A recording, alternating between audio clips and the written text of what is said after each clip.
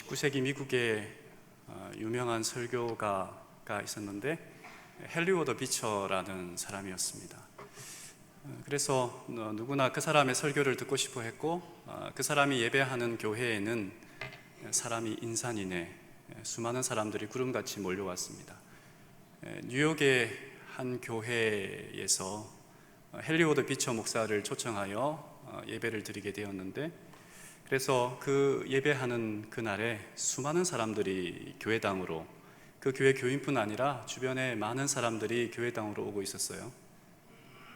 그런데 그날 헨리 워드 비처 목사가 몸이 아파서 그 설교단에 서지 못하고 대신 동생인 이 토마스 비처 목사가 설교단에 섰습니다.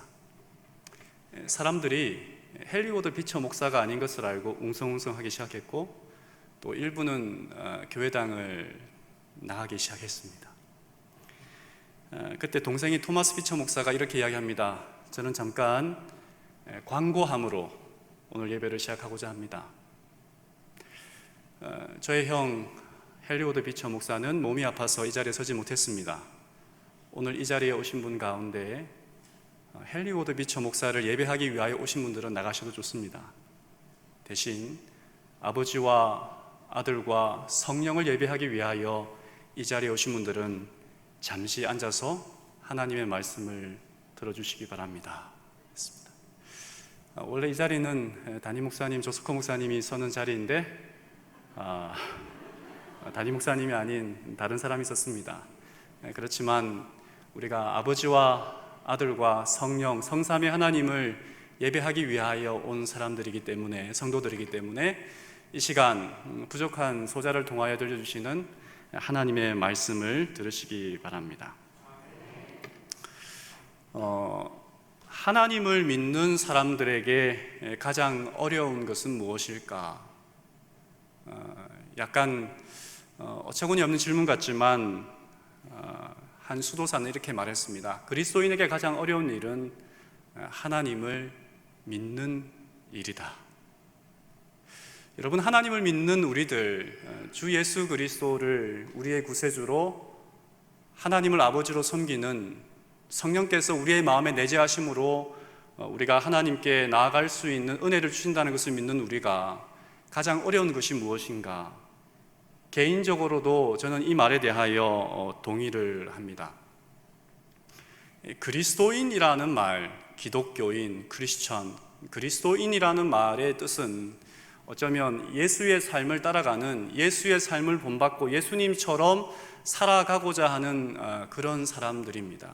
그렇다면 예수를 따라가는 사람들, 그 삶의 모습은 가치관과 행동과 또 삶의 목적에 있어서 모든 것이 우리가 이 땅에 예수를 믿지 않는 사람과는 전혀 다른 모습의 삶입니다. 그래서 예수를 믿는다고 하는 것은, 그리스도인이 된다고 하는 것은 전혀 다른 삶을 사는 것이고, 그리고 때로는 한때는 내가 무늬만 그리스도인이었지만 진짜 그리스도인이 되고자 하는 결심을 했을 때의 그 뜨거운 경험은 아마 여러분께서 전혀 다른 삶의 목적과 방향을 설정했던 것을 우리가 알게 될 것입니다.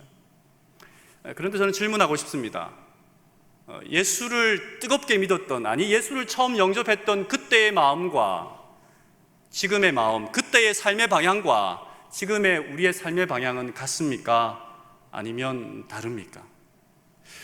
우리의 삶의 뜨거움이, 우리의 삶의 방향이, 새로움이 없어졌다면 그 이유는 무엇일까? 오늘 이 시간 말씀을 통하여 좀 함께 살펴보고자 합니다. 우리 말에는 먹는다라고 하는 표현이 참 많습니다. 나이도 먹고 욕도 먹고 더위도 먹는다라는 이 말들이 많습니다. 초등학교에서 이 1학년 아이들을 가르치는데 아이들이 산수를, 수학을 이해를 못해요. 그래서 어떻게 하면 아이를 가르칠 수 있을까? 그래서 선생님이 먹는 것을 가지고 이제 아이들에게 뺄셈을 가르칩니다. 여기 사과가 3개가 있는데 이 3개 가운데 선생님이 3개를 먹어서 몇 개 남았을까? 라고 질문을 했습니다. 그랬더니 여러분은 답이 뭔지 아시죠? 어떤 아이가 손을 들면서 이렇게 말합니다. 선생님, 저요? 선생님, 그래요. 그래서 몇 개? 그랬더니 3개요. 그랬습니다. 선생님이 좀 의아했죠. 3개가 있는데 그리고 3개를 먹었으면 몇 개가 되어야 해요? 아무것도 남지 않고 0개요 라고 말해야 되는데, 그래서 왜 그렇게 생각하니? 라고 선생님이 물었습니다. 저희 할머니가 그러시는데요, 먹는 게 남는 거래요. 성경에는 이 먹는 이야기가 참 많이 나옵니다. 예수님의 태어난 동네는 베들레헴인데 그 말을 풀어보면 이 떡집이라는 말이고요. 그리고 예수께서 이 땅에 오셔서 최초로 행한 이적, 그것은 뭐냐면 가나의 혼인잔치에서 물을 포도즙으로 변하게 하는 마시는 것이었습니다. 그리고 예수님의 최대의 이적은 무엇이냐면 떡 5개와 물고기 2마리로 5,000명을 먹이신 오병이어의 기적이었고, 예수님께서 이 땅에 계시면서 33년의 반의 생애를 살면서 그분이 모든 것을 다 감당하셨지만 그분의 사람의 삶의 마지막은 제자들과 함께 저녁을 먹는 최후의 만찬입니다. 성경의 시작은 어쩌면 이 아담과 하와, 특별히 하와가 이 선악을 알게 한 나무의 실과를 따 먹으면서 시작한 것이었고, 성경의 마지막 요한계시록은 구원받은 사람들이 하늘 도성에 가서 달마다 열리는 12실과를 따 먹는 이야기로 마친다면, 성경의 이야기는 온통 무슨 이야기라고 말할 수 있어요? 먹는 이야기로 이야기할 수 있습니다. 그래서 저는 오늘 우리가 교독하면서 읽었던 이 말씀, 시험하는 자가 예수께 나아가서 가로되 내가 만일 하나님의 아들이거든 명하여 이 돌들이 떡덩이가 되게 하라. 예수께서 대답하여 가라사대 기록되었으되 사람이 떡으로만 살 것이 아니요 하나님의 입으로 나오는 모든 말씀으로 살 것이라 하였느니라 하시니. 여러분, 이 이야기가 좀 이상하다고 생각하는 분도 계실 수 있겠다 생각이 듭니다. 왜 먹는 것이 시험인가? 이 사람에게 먹는 것이 뭐가 문제가 되는가? 예수님이 돌을 떡으로 만들 수 있는 신성이 있다면 그것이 뭐가 죄가 되는가라고, 시험이 되고 죄가 되는가라고 묻는 사람이 있을지 모르겠습니다. 지금 이 시간은 40일이라는 금식이 끝난 다음이었습니다. 예수님이 40일의 금식을 작정하고, 예를 들어 38일째에 마귀가 와서 너 금식 이틀 남았는데 그만두고 이 돌을 떡으로 명하여 떡이 되게 하라라고 했다면 시험이 될 수 있겠다 싶은 생각이 들지만, 뭐가 시험이 될까? 어떤 사람들은 그렇게 이야기를 합니다. 마귀가 한 말을 예수님이 따랐기 때문에, 마귀가 한 말을 따르지 않기 위하여 예수님께서 이것이 시험이다라고 이야기하는 분이 있습니다. 어릴 때에 친구들이 했던 장난 가운데 이런 것이 있습니다. 친구 2명, 저하고 친구가 있으면 어떤 친구가 저에게 이렇게 말하는 거죠. 야, 너 그 가슴팍에 뭐 묻었다 그러면 그러면 너 나 인사했네, 오늘부터 너 내 부하야. 내 시킨 대로 했으니까 부하야. 그러면 이렇게 괜히 화가 나요. 그냥 나는 묻은 것을 본 것뿐이고 그 친구를 향하여 그냥 이렇게 인사한 것도 아니고 내가 그냥 나를 본 것뿐인데 그것이 고개 숙인 것이 되고 그 친구에게 절한 것이 되어서 내가 그의 부하가 된 것이 너무나 화가 나는 거예요. 속상해서 저는 그 친구를 앞질러가며 뛰어가며 이렇게 말합니다. 앞에 가는 사람은 양반, 뒤에 가는 사람은 쌍놈. 그러면 그 친구도 시끄럽게 또 달려오죠. 예수님께서 이것이 시험이 되는 것은 단순히 마귀의 말을 듣고 그 마귀의 말을 따라하는 그 자체가 시험이 되는 것은 분명히 아닌 것이 우리가 다 알고 있는 부분입니다. 이 시험의 내용을 우리가 차차 살펴볼 텐데, 이 시험에 대한 내용에 대하여, 이 중요성에 대하여 시대 소망은 이렇게 이야기하고 있습니다. 많은 사람들이 그리스도와 사단 사이의 이 투쟁이 그들 자신의 생애와 특별한 관계가 없는 것처럼 바라본다. 그러나 모든 인류의 마음 깊은 데서 이 투쟁이 되풀이되고 있다. 그러니까 이것은 단순히 예수님만의 시험이 아니라 예수님의 모본이고 우리를 위한 시험의 승리이기도 합니다. 그리고 시대소망 119쪽에는 그리스도께서 낙담과 극도의 배고픔 속에서 아버지께 대한 믿음을 잃어버리고 자신을 위하여 이적을 행하시기를 바라셨다면, 그렇게 하셨다면, 같은 페이지에 만일 그리스도께서 그렇게 하셨다면 구원의 계획은 깨어졌을 것이다. 단순히 먹는 것이 무슨 시험인가라고 하는 부분을 살피기 전에, 만약에 예수님께서 이 시험에서 실패하셨다면 어떻게 되었다고요? 예수 그리스도께서 이 땅에 오신 구원의 계획은 거기서 끝이 나는 거예요. 뭐가 그렇게 중요하길래? 이 시험은 아담과 하와가 실패한 그 시험을 다시 받는 것이다 라고 시대 소망에는 이야기하고 있고, 만약에 이 시험에서 실패했다면 우리를 구원하는 예수 그리스도의 구속 사업도 실패로 끝이 난다고 이야기하고 있습니다. 그리고 여기에는 우리가 늘 고민하고 우리가 늘 시험 받는 문제, 그것에 대하여 예수님께서 미리 시험을 받으심으로 우리에게 어떻게 살아가야 할지를 이야기해주고 있다라고 말하고 있는 것이죠. 여러분, 우리는 그런 생각을 해봅니다. 예수님께서 모든 시험을 당하셨을까? 왜냐하면 히브리서 몇 구절에 보면, 특별히 2장 18절, 그가 시험을 받아 고난을 당하셨은즉 시험 받는 자들을 능히 도울 수 있느니라 말씀하셨고, 히브리서 4장 15절에 보면 우리에게 있는 대제사장은 우리의 연약함을 동정하지 못하실 리가 아니요 모든 일에 우리와 똑같이 시험을 받으신 이로되 죄는 없으시니라. 예수님께서 모든 시험을 당하셨는가, 받으셨는가라고 하는 부분에 대하여 우리는 의문을 표할 수밖에 없습니다. 예수님이 살던 1세기 그 시골의 나사렛 마을, 그리고 그 주변의 마을들은 오늘 21세기를 살아가는 도시 문명 속에서 접할 수 있는 그런 유혹들과 시험거리는 분명히 없었을 거예요. 예수님은 결혼하지 않으셨기 때문에 10대에 방황하는, 그리고 어디로 튈지 모르는 자녀들을 둔 아버지의 마음을, 어머니의 마음을, 그런 시험도 받지 않으셨을 거예요. 예수님이 살던 그 시대에는 인터넷과 게임이 없었기 때문에, 그리고 미디어를 통하여 보여지는 수많은 현란한 영상들이 없었기 때문에 그런 시험도 없으셨을 거예요. 예수님의 때에는 낙태라든지 동성애라는 그런 문제들이 심각한 문제로 대두되지 않았을지도 모릅니다. 그런데 예수님께서 모든 시험을 다 당하셨다라고 하는 이 말은 무엇일까?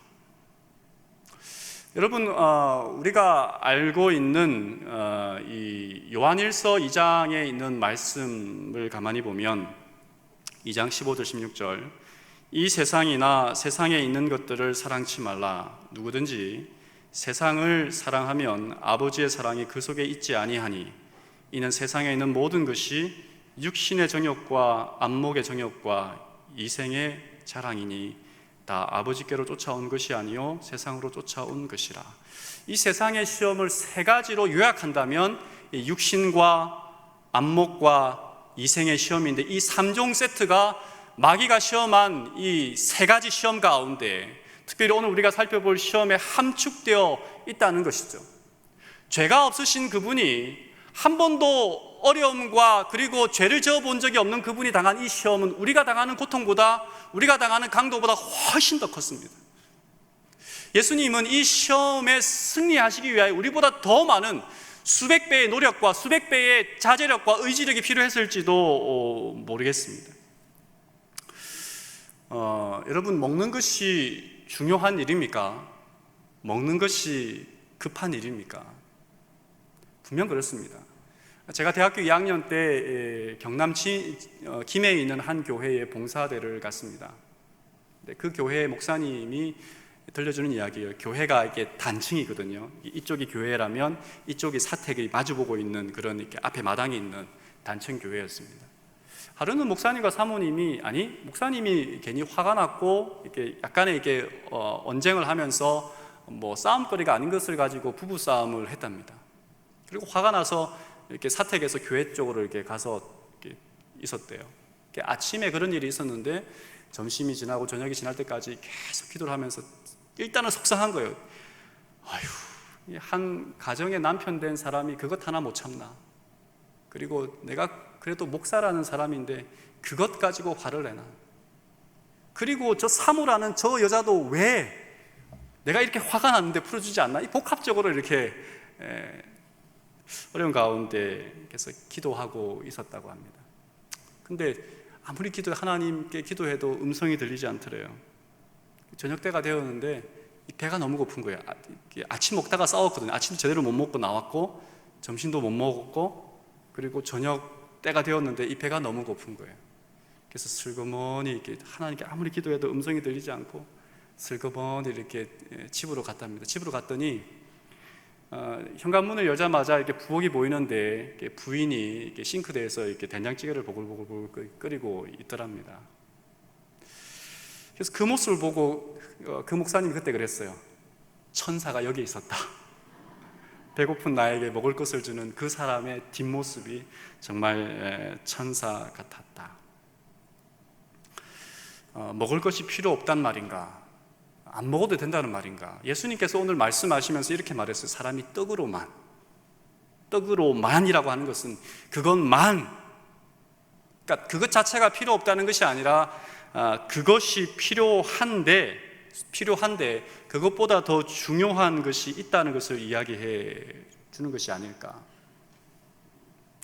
러시아의 유명한 소설가죠. 이 톨스토이가 이 사람은 무엇으로 사는가라고 하는 이 단편집을 우리가 다 알고 있을 것입니다. 이 구두장이 시몬이 추운 겨울 가면서 한 벌거벗은 청년 미하일을 만나면서 시작되는 이 이야기인데요. 미하일은 원래 하늘의 천사였는데 어느 집에 이제 막 태어난 이 갓난 아이를 가진 엄마의 생명을 취해오라는 신의 명령을 거절하여 인간으로 이 땅에 내어 쫓긴 그런 이야기로 전개가 됩니다. 그런데 그 신이 천사였던 미하일에게 세 가지 숙제를 내죠. 질문을 합니다. 이 세 가지 질문에 답을 할 수 있으면 그때에 찾으면 올라오라라고 얘기하는데, 첫 번째는 사람의 마음 속에는 무엇이 있는가? 벌거벗은 자신을 돌봐주는, 투덜거리면서 돌봐주는 이 시몬의 아내의 그 마음 속에서 사랑을 발견하고, 그리고 구두를 만들면서 어떤 사람이, 어떤 장군이, 돈 많은 장군이 내일 죽을 것도 모르고 오늘 구두를 만들어 달라고 많은 돈과 좋은 재질의 가죽을 가져오는 것을 보고 내일 죽을 건데 사람들에게 허락하지 않은, 사람들이 알지 못하는 것은 무엇인가? 죽음이라는 것을 발견하게 됩니다. 세 번째는 사람은 무엇으로 사는가? 어떤 한 아주머니가 여자아이 둘을 데리고 구두방에 왔어요. 그런데 이 구두를 이렇게 이제 여자아이들을 위하여 구두를 만들어주는데 그 아이들은 자기의 아이가 아니에요. 어떤 죽은 젊은 여자가 아이를 남겨놓고 죽었는데 그 아이를 데려와서 키우는, 그러나 자기의 아이도 죽어서 이제는 그 아이들을 친자식처럼 사랑하는 그런 엄마였는데 그 엄마가 아이들을 데리고 온 거예요. 근데 그 아이들이 누구냐면 신이 자기에게, 천사 미하일에게 그 여인의 엄마의 생명을 가져오라고 했을 때에 이 아이들은 엄마가 없으면 살지 못하는데 어떻게 내가 이 아이들의 생명을 취해가겠느냐라고 신의 명령을 거절한 것이 자기가 받은 벌이었거든요. 그런데 그 아이들이 지금 나와 있는, 그 아이들을 데리고 어떤 여자가 아주 잘 살고 있는 모습을 보게 된 것입니다. 그러면서 그때의 구두방 주인 시몬의 아내가 이렇게 말하죠. 엄마는 없어도 하나님이 있으면 사람은 산다. 사람들은 이 아이들에게 엄마의 젖이 없으면, 엄마의 보살핌이 없으면 살지 못할 거라고 생각했던 천사 미하일의 어떤 이 고정관념, 이 어떤 인과관계를 젖은 생명이다라고 하는 것을 완전히 깨버린 거예요.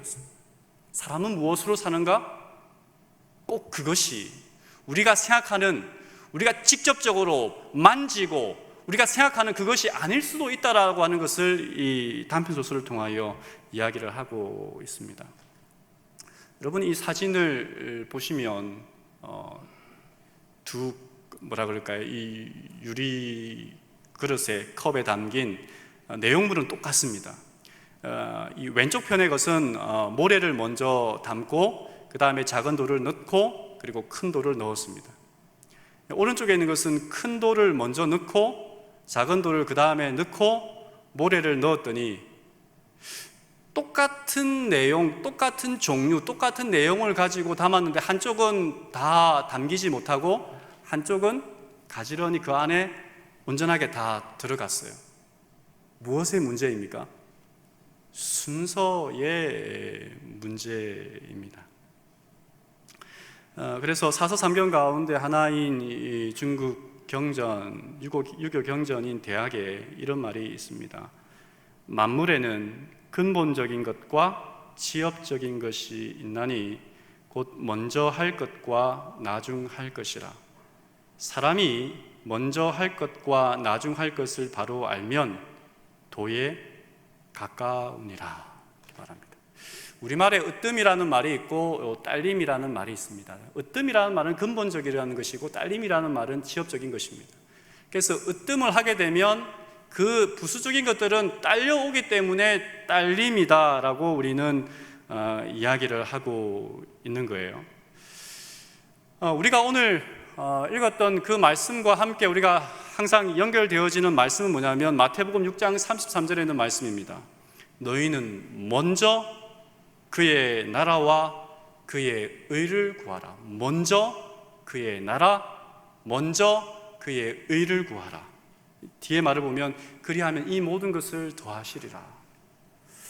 이 말의 의미를 우리가 함께 살펴보게 될 때에 사실 오늘 예수님께서 인용한 이 말씀은 신명기에 있는 말씀입니다. 8장 3절에 너를 낮추시며 너를 줄이게 하시며 또 너도 알지 못하며 내 조상들도 알지 못하던 만나를 내게 먹이시는 것은 사람이 떡으로만 사는 것이 아니요 여호와의 입으로 나오는 모든 말씀으로 사는 줄을 내가 알게 하려 하심이니라.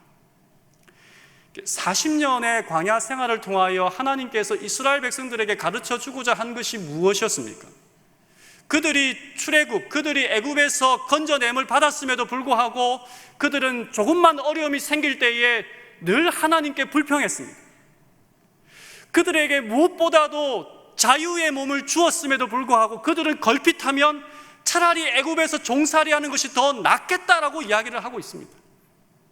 그래서 그런 그들을 가나안으로 가게 할 수 없었어요. 40년이라는 시간을 그들로 하여금 유랑하게 했고 40년이라는 시간을 하나님은 그들로 하여금 교육할 필요가 있었습니다. 구원을 우습게 생각하고 하나님이 그들 앞에 기적 같은 일들을 보여주었음에도 불구하고 그들에게 우선시 되는 것은 무엇이었냐면 항상 그들에게 필요한 먹는 것, 마시는 것, 그리고 그들의 육체적인 만족이었습니다. 여러분, 그래서 오늘 이 말씀을 예수님께서 인용하신 것은, 그리고 너희는 먼저 그의 나라와 그의 의를 구하라라고 하는 이 말씀을 하신 것은, 이는 교회가 먼저라든지 그리고 가정이 나중이라는 말이 아닙니다. 먹고 사는 일보다 종교적인 일을 먼저 하라는 그런 이야기도 아닙니다. 이 말은 예수 그리스도께서 우리에게 주시는 영원한 생명의 구원, 하나님의 나라에 들어가서 하나님과 영원히 누리게 될 그 믿음의 확신이 이 세상에 때로는 내가 손해보고 때로는 내가 원하는 것을 취하지 못한다 할지라도 그것보다 더 중요하게 생각하는 것이 그의 나라와 그의 의를 구하는 것입니다. 이 순간 나에게 먹을 것이 없다 할지라도 하나님에 대한 내 믿음을 저버리지 아니하고 이 세상에 내가 부당하게 그리고 내가 이 세상에서 좀 억울한 일을 당한다 할지라도 그러나 그것 때문에 예수 그리스도를 믿는 그 삶을 포기하거나 그 삶에 누를 끼치는 그러한 행동은 하지 않겠다는 말이에요. 다른 사람은 잘 살고 있는 것 같은데 내 몸에 질병이 있어 오늘 내가 죽겠다라고 고백할 수밖에 없는 삶이지만 그러나 예수 그리스도께서 아니 하나님께서 나를 위하여 준비해 놓으신 그 구원을 절대로 나는 포기하지 않겠다는 말이 너희는 먼저 그의 나라와 그의 의를 구하라는 말이거나 혹은 사람이 떡으로만 살 것이 아니요 하나님의 입으로 나오는 모든 말씀으로 살 것이라고 고백하는 그 고백 속에 담겨져 있다는 말입니다. 여러분, 제가 또 하나의 이야기를 해본다면 같은 밭에 같은 농부가 같은 씨앗을 뿌리고 같은 거름과 물과 그리고 온도와 이런 것들을 다 주었음에도 불구하고 농작물의 크기가 다른 이유를 여러분들은 혹시 아십니까? 여기에 대하여 어느 한 화학자가 한 것이 뭐냐면 이 채소율의 법칙이라는 것입니다. 여기에 있는 이 나무 판때기로 만든 이 통나무에서 이 물의 높이를 결정하는 것은 가장 높이 있는 그 판때기의 길이에 좌우되는 것이 아니라 가장 약한, 가장 낮은 판때기에 의하여 물 높이는 결정이 되어집니다.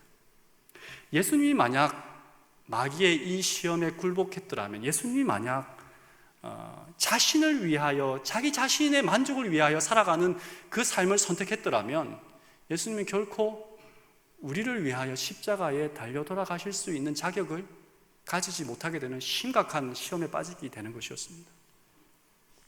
여러분, 우리에게는 가장 약한 부분이 있습니다. 그러나 예수님의 첫 번째 시험에 대하여 시대소망 121쪽은 우리가 주목하는 가운데 그는, 예수님은 하나님의 뜻에서 조금이라도 떠나는 것보다 어떠한 일이 닥치더라도 그것을 당하는 것이 더 가벼운 재앙이라는 것을 증거하셨다라고 이야기를 하고 있습니다.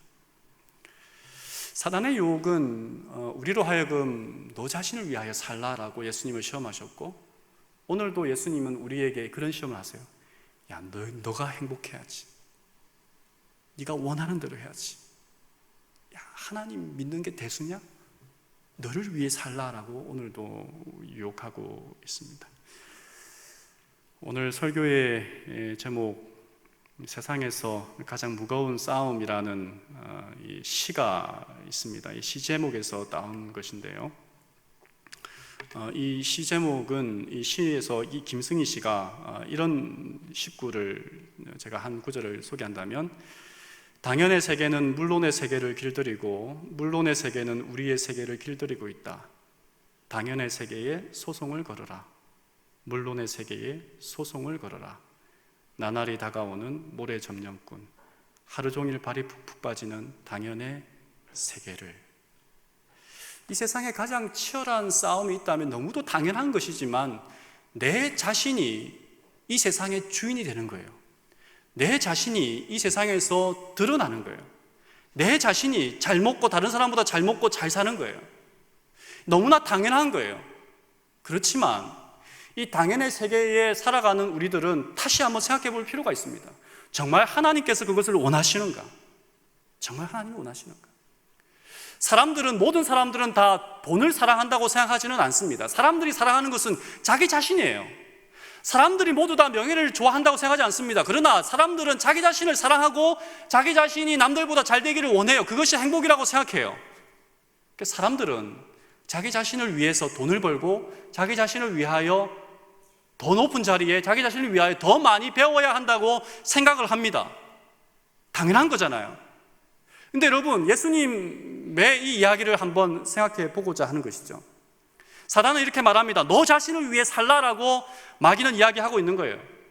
너 자신을 위해 살고 절대로 십자가를 지지 말아라라고 예수님에게 마귀가 유혹하고 있는 거예요. 너를 위하여 살지. 배고픈 너의 식욕을 채우기 위하여 하나님의 말씀은 그냥 뒤로 젖혀놓고 너를 위하여 살라는 거예요. 그런데 예수님은 이렇게 기록되었을 때라고 하는 말은, 나는 먹든지 마시든지 무엇을 하든지 무엇을 위하여 살겠다고요? 하나님의 영광을 위하여, 우리 아버지의 영광을 위하여 살겠다라고 이야기하는 것입니다. 여러분, 오늘 설교를 줄이면서 우리의 삶 속에 사실은 쉬운 것 같지만 굉장히 어려운, 정말 무거운 싸움이라고 생각을 합니다. 저도 하나님을 믿는 사람이고 때로는 설교하는 목사고 때로는 헌신을 요구하고 또 설교하는 사람이지만, 우리가 손해를 보고 살아가는 것, 그리고 내가 생각할 때 이 길인데 이 길이 아닌 다른 길로 걸어가는 것, 그것이 얼마나 어려운지 다 알고 있습니다. 여러분에게 하나님은 몇 번이십니까? 이여령 선생이 했던 이야기가 기억납니다. 어느 아버지가 아들네에 갔대요. 아들네에 갔는데 가만히 이렇게 며칠 지내다가 아버지가 이렇게 아들네를 떠나 자기 집을 가면서 이렇게 말했대요. 5번은 잘 있거라, 6번은 간다.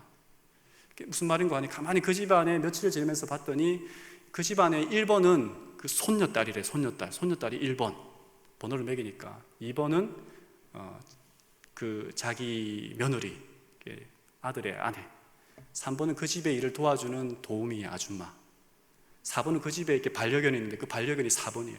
가만히 보니까 아들은 아무리 봐도 몇 번인 거예요? 5번이에요. 그래서 이 아버지가 5번은 잘할 거라 6번은 간다 이렇게 하겠다고 합니다. 여러분에게 하나님은 몇 번이십니까? 여러분은 하나님에게 정말 최고의 주인이십니까? 아니면 하나님은 우리의 삶의 도움이십니까? 부디 하나님이 그렇게 명하셨고 하나님이 우리의 인생에 가장 행복을 원하시는 분이라면, 때로는 우리의 삶에 손해가 보는 일이, 때로는 우리의 삶에 시험이 있다고 할 때에 우리는 어떤 말을 해야 되나? 너희는 먼저 그의 나라와 그의 의를 구하라. 사람이 떡으로만 살 것이 아니요, 하나님이 우리를 굶어 죽게 놔두지 않으십니다. 그러나 하나님을 최우선시하는 그러한 삶이 저와 여러분들의 삶이 되기를 간절히 바라면서 말씀을 줄이겠습니다.